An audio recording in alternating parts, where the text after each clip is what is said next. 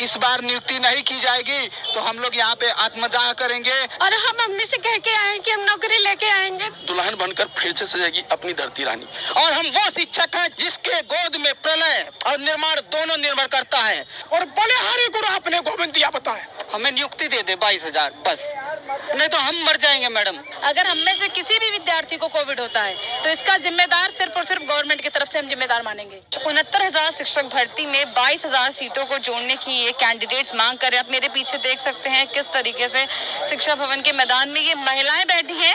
महिलाएं बच्चों को लेकर भी उनको आना पड़ा है क्योंकि वो बच्चा किसके पास छोड़ कर आए हैं। ये मोहतरमा है, काफी समय से बीमार थी, उसके बाद भी ये धरने पर बैठी है। हम इन सभी महिलाओं से बात करेंगे और जानेंगे कि 15 दिन बीत चुका है। इन महिलाओं को घर वाले फोन करते होंगे, शाम को पूछते होंगे कि बहू बेटी कितने बजे घर आओगी, क्या करोगी, कैसे करोगी। तो ये महिलाएं आज आपको बताएंगी कि इस धरने पर बैठकर उनको क्या समस्या आ रही है। नौकरी नहीं मिल रही, घर पर 50 सवाल पूछे जा रहे हैं। इन सभी समस्याओं को ये महिला दरकिनारे कर यहाँ धरने पर बैठी हैं। और साथ ही साथ आप मेरे पीछे देख रहे हैं किस तरीके से यहाँ पर एक कैंडिडेट है, वो दिव्यांग है, वो भी आए हुए हैं यहाँ पर धरना देने ताकि इनको ही देखकर जो सरकार इन सभी जो कैंडिडेट्स हैं उनको नौकरी दे दे। हम इन सभी कैंडिडेट से बात करेंगे और जानेंगे। 15 दिन बीत चुके हैं।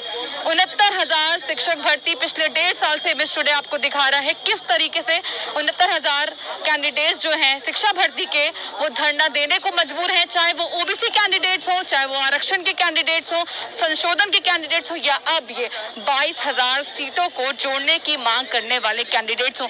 ये सभी कोरोना काल में अपने घरों को छोड़कर यहाँ धरने पर बैठे हुए हैं।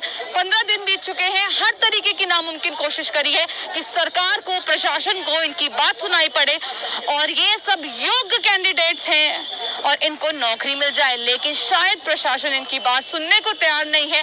तो इसलिए अब इनके पास यही रास्ता बचा है कि ये शिक्षक जो पढ़ाता है बच्चों को, उसको यहाँ पर धरना देना पड़ रहा है। हम इन सभी कैंडिडेट से बात करेंगे। आप इन सबके चेहरे भी देख सकते हैं कि किस तरीके की गर्मी में ये सब कैंडिडेट्स यहाँ खड़े हैं। मास्क है चेहरे पर, यहाँ पर आपको दिख रहा होगा। सोशल डिस्टेंसिंग नहीं है, मानते हैं, क्योंकि ये इतना बड़ा ग्राउंड नहीं है कि आपको ये सारे कैंडिडेट एक सोशल डिस्टेंसिंग करते हुए नजर आए। काफी ज्यादा परेशान है ये सारे कैंडिडेट्स। हम इनसे जुड़ते हैं और जानते हैं कि अब आगे ये कैंडिडेट्स क्या करेंगे। 15 दिन जो है वो बीत चुके हैं।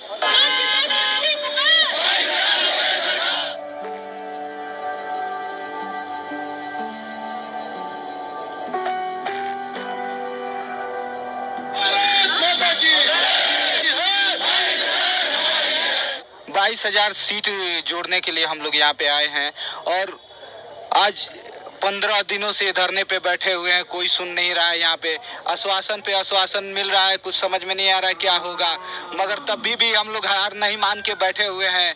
हर पेपर पास करके हम लोग यहाँ तक आए हुए हैं। सरकार बोल रही थी कि भाई अभ्यर्थी पास नहीं हो रहे हैं तो नौकरी कहाँ से दी जाएगी, मगर अब तो सभी लोग पास हुए हैं, सीट भी खाली है, फिर भी क्यों नियुक्ति नहीं की जा रही है। अगर इस बार नियुक्ति नहीं की जाएगी तो हम लोग यहाँ पे आत्मदाह करेंगे और यहीं से मर के जाएंगे अगर सीट नहीं मिलता है यहाँ पे। तो मैं भारत रत्न नानाजी देशमुख के कर्मभूमि से आया हूँ। वो ग्राम गीत जो है उनका था कि हर हाथ को देंगे काम, हर खेत को देंगे पानी, दुल्हन बनकर फिर से सजेगी अपनी धरती रानी। तो इस बात को माननीय मुख्यमंत्री जी चरितार्थ करें और हम योग्य हैं। हम योग्यता के कई मानक को पास करके आए हैं। हम बीएड में एंट्रेंस एग्जाम दिए। हमको आज के 10 साल पहले हमने बीएड किया और फिर इधर टीटी भी हम क्वालिफाई किए। सब्र का बांध टूट चुका है। आज लगातार हमको अनावरत ये धरने का 15वां दिन है। आज हम लोग बैठे हुए हैं। अभी भी बहुत शांतिपूर्ण तरीके से हम लोग धरना प्रदर्शन कर रहे हैं। वैसे अधिकारियों से हम कई लोगों से, अधिकारियों, नेताओं सबसे मिले हैं, लेकिन हमें आश्वासन ही मिला है, लिखित में कोई आश्वासन नहीं मिला। क्या चाहते हैं आप लोग? हम चाहते हैं कि सरकार हमको लिखित में आश्वासन दे दे और नियुक्ति दे 22,000 सीटों को जोड़ करके। रामायण में कहा गया था कि बिना न मानत जड़ जल गए 3 दिन बीत, बोले राम सकोच तब भय बिन होत न पीत। तो वही चीज़ मैं कहना चाहता हूँ कि हम लोग के जो है धैर्य, अब तक जो हम लोग ने पैसेंस रखा है, बहुत सारी चीज़ों ने कवरअप किया है, तो हम लोग के जो धैर्य की अब और जो है परीक्षा ना लें।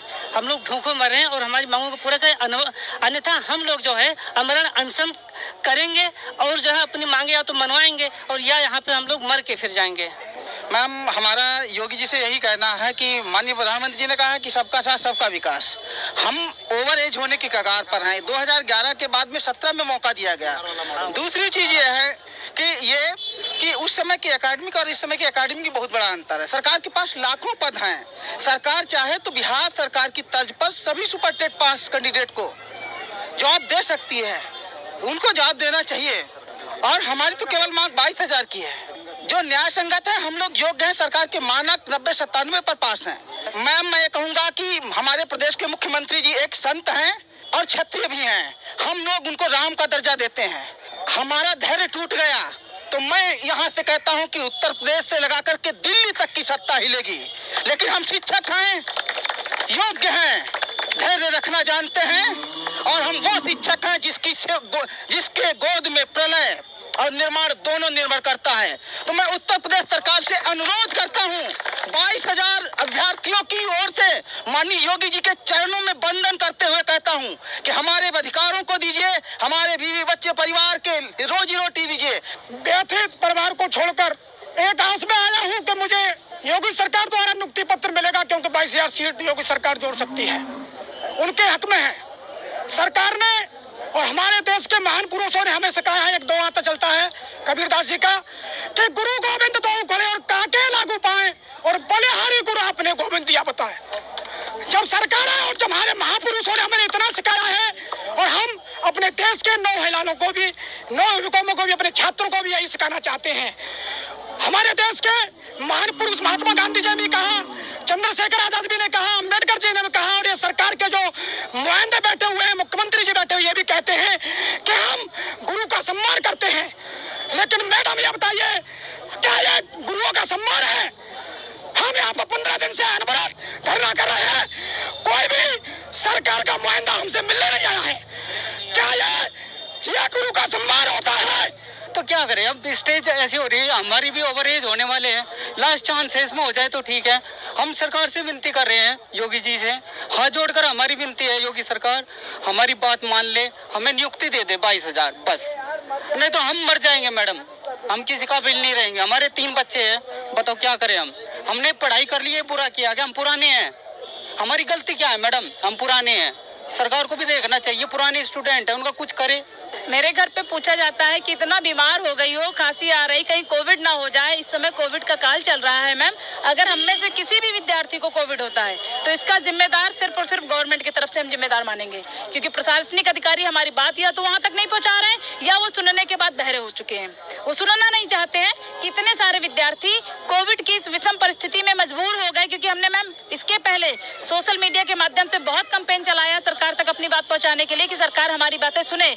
हम लोगों ने घर से अपने पोस्टर रिलीज किए 22,000 शिक्षक भर्ती में ऐड करने की मांग की पदों को, और हमने यही कहा कि आपने कहा था कि योग्य शिक्षक नहीं उत्तर प्रदेश में, जिससे हम अपने उत्तर प्रदेश के नौनिहालों को योग्य शिक्षक का उपहार नहीं दे पा रहे हैं, योगी जी ने बोला था।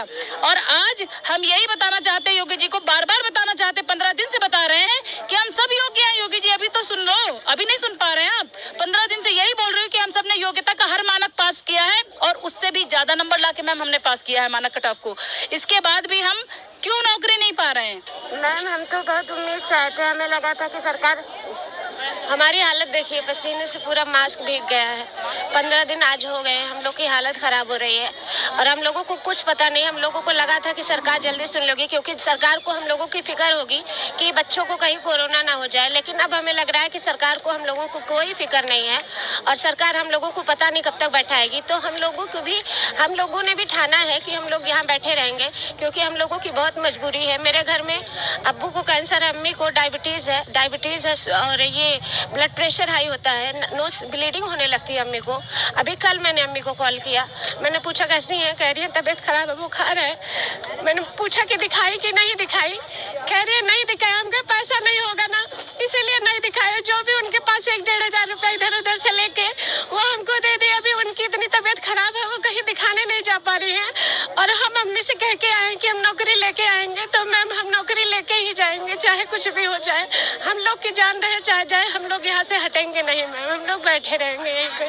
मैम की 22,000 सीटें ऐड करवाने के लिए कि 22 सीटें ऐड हो जाएगी तो हम लोगों को नौकरी मिल जाएगी। मैम घर पे सभी लोग बोलते हैं कि आपने इतना पढ़ाई किया, इतना सब कुछ, इतने अच्छे मार्क्स आए हैं, फिर भी कोई नौकरी नहीं मिली है, क्या कर रहे हो?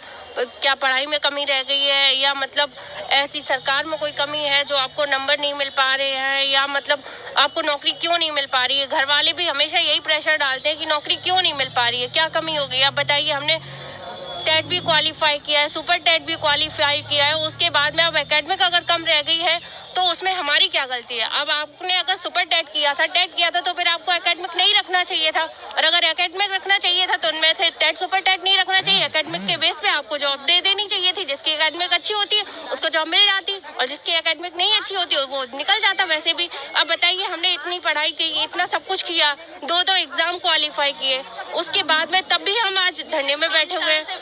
मैम सबसे पहले तो आना सबसे बड़ी समस्या है, क्योंकि कानपुर से दिल्ली लखनऊ अप डाउन करना बहुत बड़ी बात है। बच्चा भी है हमारा 1.5 साल का, उसको छोड़ करके दूसरे के सारे डेली अप डाउन करना बहुत बड़ी बात है। और वो हम बच्चे, आप तो खुद ही जानते हो, बच्चे मम्मी के बिना नहीं रह सकते। जब से शादी हुई है उसके बाद बच्चे हुए, बच्चे के बाद मतलब हम लोगों ने सारी कंडीशंस फेस करके पढ़ाई अपनी कंटिन्यू रखी कि बस एक आस थी कि हाँ एक दिन हम लोग को जॉब मिल जाएगी। सब कुछ किया, उसके बाद भी आज जाकर के ये नौबत है कि हम लोग को यहाँ धरना प्रदर्शन करना पड़ रहा है जो 22,000 सीट्स के लिए है। जैसा कि आपने देखा, ये जितने भी कैंडिडेट्स हैं इनकी सभी की अपने घर में समस्याएं हैं, लेकिन उन समस्याओं को दरकिनारे कर ये सभी कैंडिडेट्स एक दूसरे के साथ मिलकर सिर्फ यही पुकार लगा रहे हैं कि 22,000 सीटों को 69,000 में जोड़ दिया जाए। ये सब योग्य हैं, कुछ ओवर एज हो चुके हैं, कुछ महिलाएं ऐसी हैं जो बीमार हैं, कुछ कैंडिडेट्स ऐसे हैं जो घर को छोड़कर आए हैं, कुछ की बच्चे हैं जो परेशान हैं कि अगर नौकरी नहीं मिली तो क्या होगा। सिर्फ यही मांग है इनकी सरकार से कि इन सभी को नौकरी दे दी जाए, 69,000 में 22,000 को जोड़ दिया जाए, और वरना अगर नहीं ऐसी इनकी मांगे पूरी होती हैं तो ये सभी कैंडिडेट्स यहाँ पर 24 घंटे ऐसे ही बैठे रहेंगे, चाहे गर्मी हो, बारिश हो, बरसात हो, कुछ भी हो।